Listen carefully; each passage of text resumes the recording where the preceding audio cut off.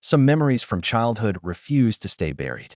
You can grow older, change cities, forget faces and names, but certain moments remain, sitting quietly in the back of your mind.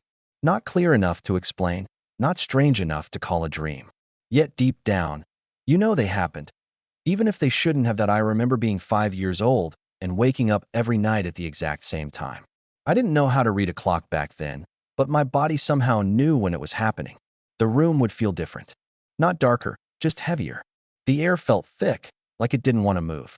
I would lie there, staring at the door, waiting for something I couldn't name. At the end of the hallway, there was always a shadow.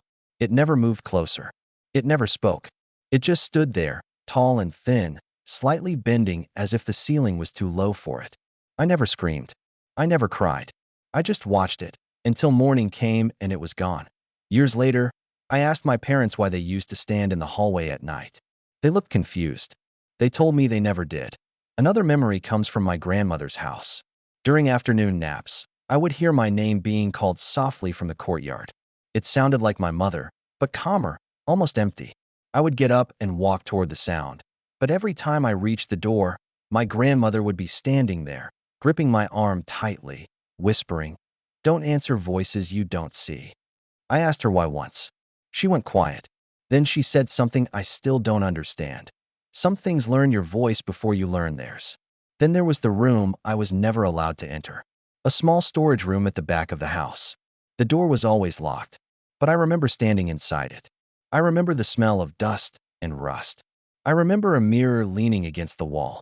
And in that mirror, I remember seeing myself, blink when I hadn't. No one believes that part.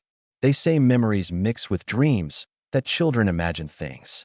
But here's the problem. When I went back to that house as an adult, the storage room had been sealed shut. Walls rebuilt. Door removed.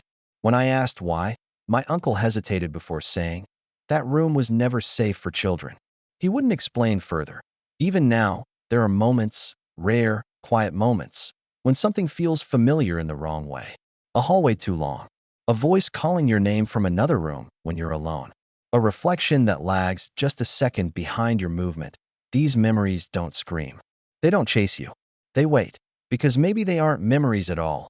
Maybe they're reminders that of things you saw when you were young enough not to question them, and old enough now to realize they were never supposed to be there.